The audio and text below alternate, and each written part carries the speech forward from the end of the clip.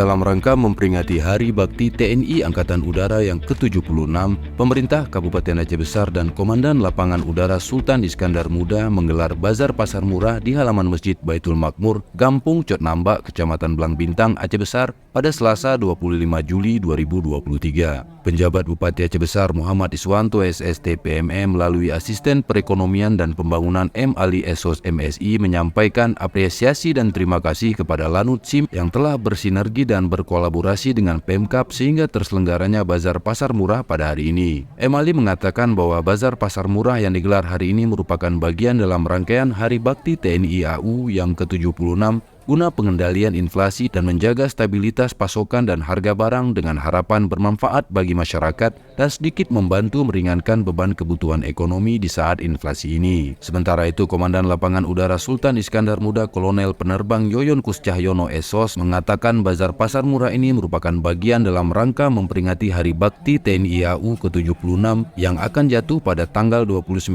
Juli nanti yang bertemakan dengan semangat jiwa patriot Hari Bakti TNI AU 29 Juli 1947,